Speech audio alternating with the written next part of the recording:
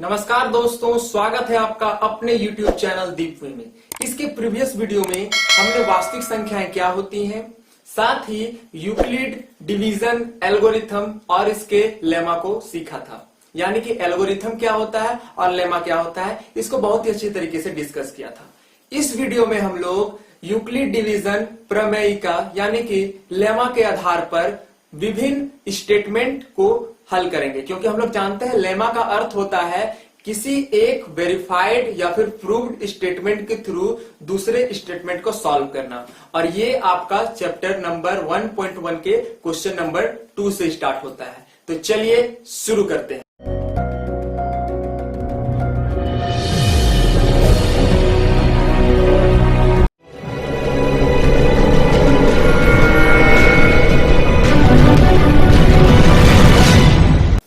Class 10th के first chapter वास्तविक संख्या का एक्सरसाइज 1.1 के क्वेश्चन नंबर 2 में आपको एक स्टेटमेंट दिया हुआ है और इस स्टेटमेंट को प्रूफ करने के लिए आपको जानना होगा यूक्लिड विभाजन प्रमेयिका यानी कि लेमा को। ये लेमा क्या होता है? लेमा एक प्रूव्ड स्टेटमेंट होता है जिसकी सहायता से हम लोग दूसरे स्टेटमेंट को प्रूफ करते हैं। यानी कि अगर हम लोग इस लेमा को जान जाएंगे तो हम इस तरह के स्टेटमेंट वाले क्वेश्चंस को सॉल्व कर पाएंगे।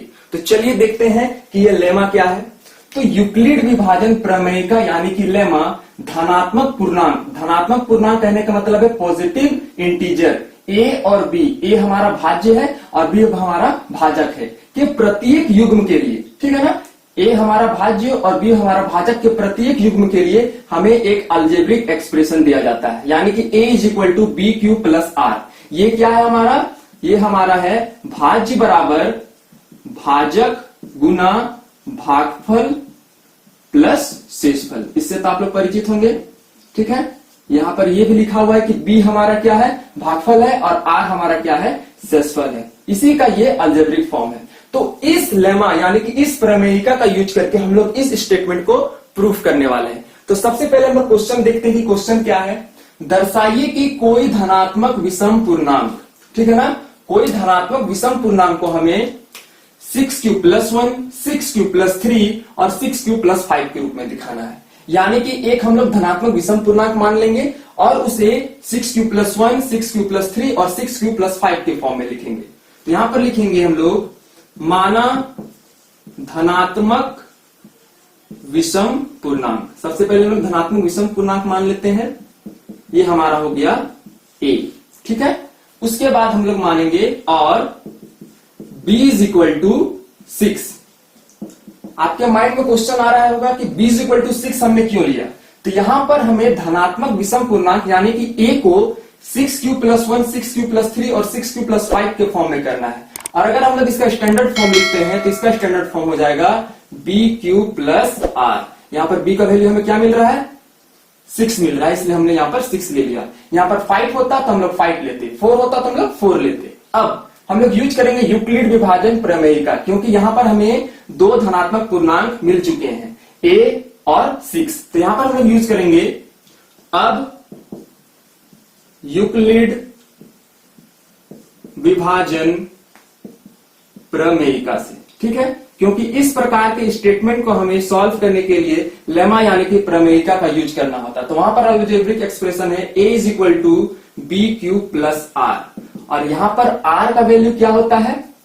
r हमारा हमेशा b से छोटा होता है। हमने प्रीवियस वीडियो में ये डिस्कस कर चुके थे कि हमारा जो भाजक होता है वो कोई भी कंडीशन में हमेशा बड़ा होगा, किससे?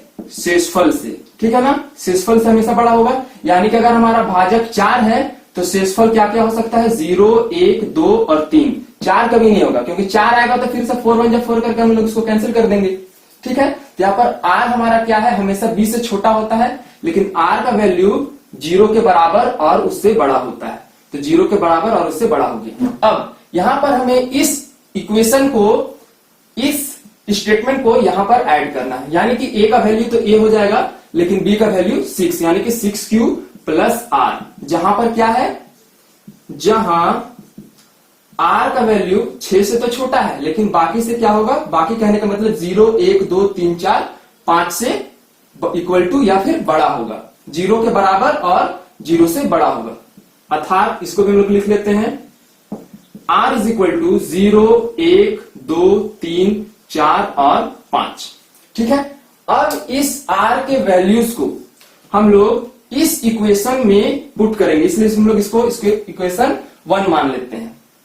ठीक है, अब लिखेंगे समीकरण 1 में r के सभी मानों को रखने पर, सभी मानों को रखने पर, यहां पर r का सभी मान को हम लोग इक्वेशन 1 में रखेंगे तो हमें क्या मिल जाएगा। सबसे पहले इसे मिटा लेते हैं। a वाला जो हमारा समीकरण 1 है उसमें हम लोग r के सभी मानों को रखेंगे तो यहां पर हमें क्या मिलेगा, 6 क्यूब प्लस 0, r का वैल्यू 0, फिर 6 क्यूब प्लस 1। ठीक है, क्या मिल गया, 6 क्यूब प्लस 0। दूसरे कंडीशन में क्या मिलेगा, 6 क्यूब प्लस 1, फिर से 6 क्यूब प्लस 2, r का वैल्यू 2 हो गया, 6 क्यूब प्लस 3, 6 क्यूब प्लस 4 और 6 क्यूब प्लस 5। यहां पर आप देख पा रहे होंगे। अब इस जगह में हमको यह देखना है कि 6 क्यूब प्लस 1, 6 क्यूब प्लस 3 और 6 क्यूब प्लस 5, यानी कि ये वाला और ये वाला हमारा क्या है, धनात्मक पूर्णांक है। तो यहां पर हम लोग लिखेंगे चूंकि a एक क्या माने हैं, इसे हम लोग धनात्मक विषम पूर्णांक माने हैं। a एक धनात्मक विषम पूर्णांक है, धनात्मक विषम पूर्णांक है। ठीक है ना। अब यहां पर देखिए, इसलिए 6 क्यूब प्लस 0 का कोई मायने नहीं होता है, 6 क्यूब प्लस 2 और 6 क्यूब प्लस 4 धनात्मक विषम पूर्णांक नहीं होगा, धनात्मक विषम पूर्णांक नहीं होगा। अगर ये धनात्मक विषम पूर्णांक नहीं होगा तभी हम लोग क्या करेंगे, ये 6 क्यूब प्लस 1, 6 क्यूब प्लस 3 और 6 क्यूब प्लस 5 को धनात्मक विषम पूर्णांक दिखा पाएंगे।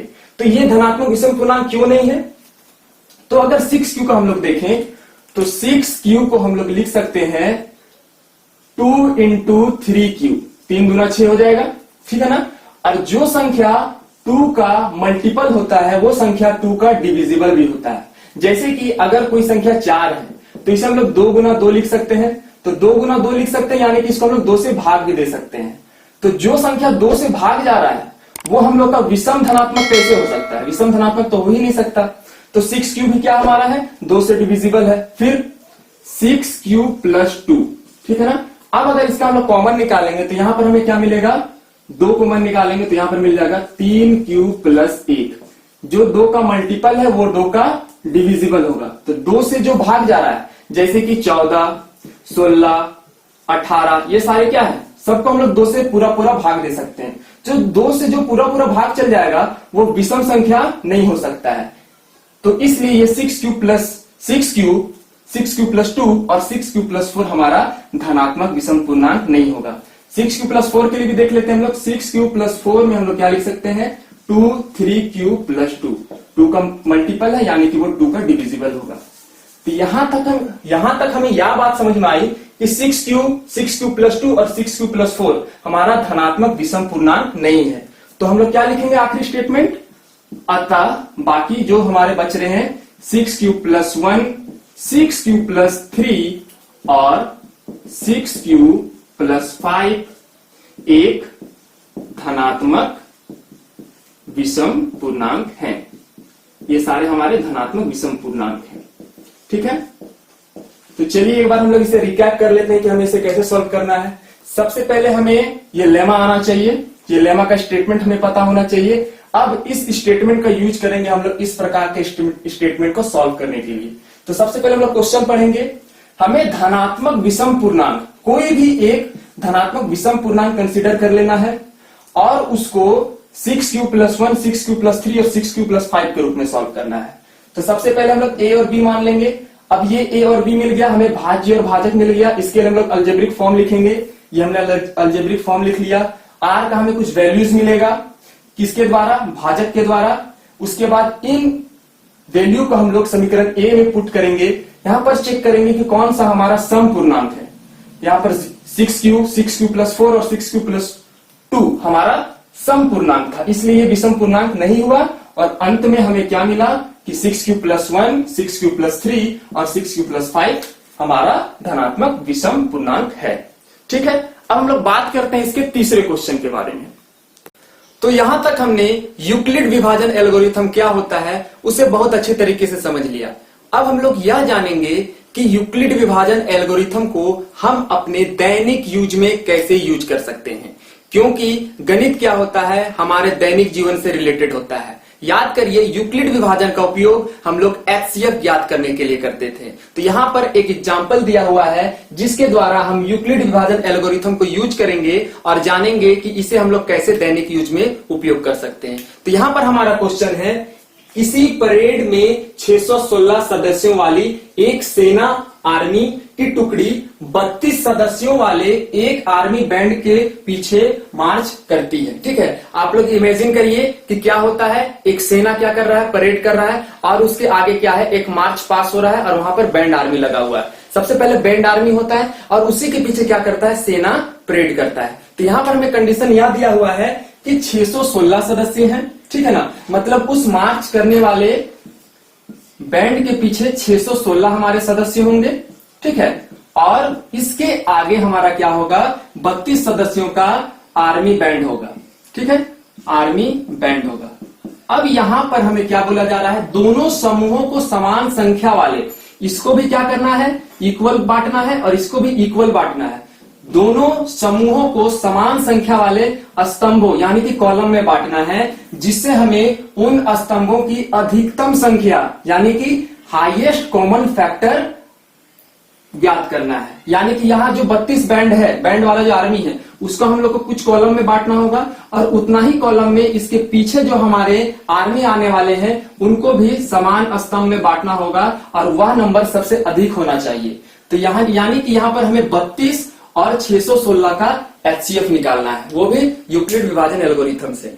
क्यों एचसीएफ निकालना है, क्योंकि यहाँ पर आपको बोल दिया गया है कि समूहों का समान संख्या होना चाहिए। यानी कि जो स्तंभ हम लोग बांटेंगे, जो कॉलम हम लोग बांटेंगे, वो यहां पर भी इक्वल होगा और यहां पर भी इक्वल होगा। तो ये हम लोग ज्ञात करते हैं एचसीएफ के द्वारा।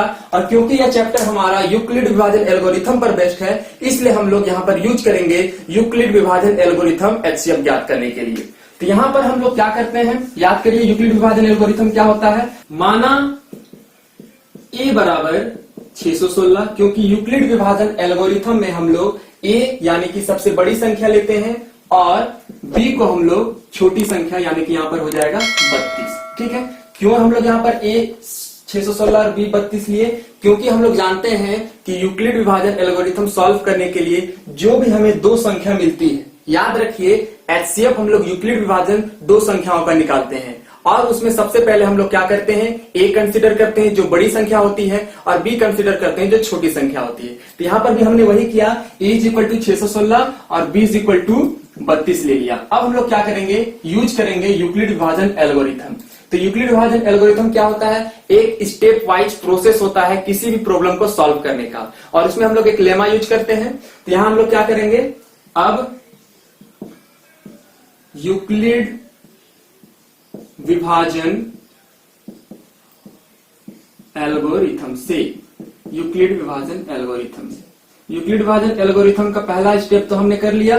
ठीक है, सेकंड स्टेप में हम लोग क्या करते हैं, शेषफल और भागफल फाइंड करते हैं, किसके द्वारा, यूक्लिड विभाजन लेमा के द्वारा। और उसे हम लोग को लिखने के लिए, क्योंकि ये क्या होता है, किसके फॉर्म में होता है, BQ प्लस R के फॉर्म में होता है, और इसको हम लोग को क्या करना होगा, सिंपली विभाजन के द्वारा हम लोग याद कर सकते हैं। तो यहां पर हम लोग लिखेंगे 32 भाग 616।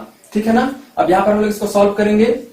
32 का 32, 9, यहां पर 5 बच गया, यहां पर आ गया 2, फिर यहां पर 6 आ जाएगा, यहां पर 29 है, तो यहां पर हम लोग लेंगे 8 तिया 24, 9 तिया 27। चलिए 9 ले लेते हैं, 9 दूना 18 का 8 हाथ में 1, 9 तिया 27 और 1 28। तो यहां पर आ गया हमारा 8, ये हो गया हमारा 0 और ये हमारा हो गया 0। तो इसे हम लोग कैसे लिख सकते हैं, सबसे पहले हम लोग लिखते हैं भाज्य को। तो यहां पर आ जाएगा 616 बराबर 32 गुना भागफल प्लस शेषफल। अब हमारा थर्ड प्रोसेस क्या होता है, थर्ड सेटअप रहता है कि जब हमारा शेषफल 0 नहीं आता है तो यह शेषफल हमारा क्या बन जाता है, भाजक बन जाता है, और पुराना वाला भाजक हमारा क्या बन जाता है, भाज्य बन जाता है। ठीक है ना, यही हमारा प्रोसेस था। और इससे हम लोग नया शेषफल ज्ञात करते हैं। तो 8 चौके 32, यहां पर हमारा शेषफल क्या आ गया, 0। चलिए इसे भी हम लोग यूक्लिड विभाजन एल्गोरिथम के रूप में लिख लेते हैं, यानी कि भाज्य बराबर भाजक गुना भागफल प्लस शेषफल। तो यहाँ पर शेषफल हमारा क्या आ रहा है, शून्य आ रहा है। तो जहां पर हमारा शेषफल शून्य आ जाता है तो वहां पर HCF क्या हो जाएगा, HCF हमारा 616 और 32 का HCF क्या हो जाएगा, उसका भाजक यानी कि 8। तो हम लोग लिख सकते हैं अतः स्तंभों की अधिकतम संख्या, स्तंभों की अधिकतम संख्या बराबर 8। ठीक है ना, बराबर 8। यानी कि वो जो परेड कैसे हम लोग अरेंज करेंगे स्तंभ में, सबसे पहले 8 चौके 32 यानी कि 4-4 करके हमारा बैंड वाला टर्म होगा। 1 2 3 4 5 6 7 8, यह 8 कॉलम हमारा बैंड आर्मी होगा। और इसके बाद 616 जो हमारा सदस्य है उसको हम लोग क्या करेंगे, 8 कॉलम में अरेंज कर लेंगे। और ये हमारा कॉलम में कितना सदस्य होंगे, तो इसको हम लोग क्या करते हैं, 8 से डिवाइड कर देते हैं। तो 8 8 8 64 होता है। तो यहाँ पर हम लोग लेंगे 7 7 7 49 7 8 56, यहाँ पर हो गया। ये आ गया हमारा 5, यहाँ पर से हासिल लिए थे तो ये हमारा 0 आ गया। फिर 8 6 48 8 7 56, यानी कि 77 77 के क्या बनेंगे, हमारे कॉलम्स बनेंगे। ठीक है ना, और उसमें हम लोग का क्या होगा, ये आर्मी अरेंज होगा। तो इस प्रकार से हम लोग दैनिक जीवन में किस प्रकार से यूक्लिड विभाजन एल्गोरिथम को यूज कर सकते हैं वो हमने सीखा। तो इस वीडियो में हमने सीखा कि एक्सरसाइज 1.1 के क्वेश्चन नंबर 2 और क्वेश्चन नंबर 3 को हमें कैसे सॉल्व करना है। इसके अगले वीडियोस में हम सीखेंगे इसके क्वेश्चन नंबर 4 और क्वेश्चन नंबर 5 को कैसे सॉल्व करना है। तो धन्यवाद, जय हिंद।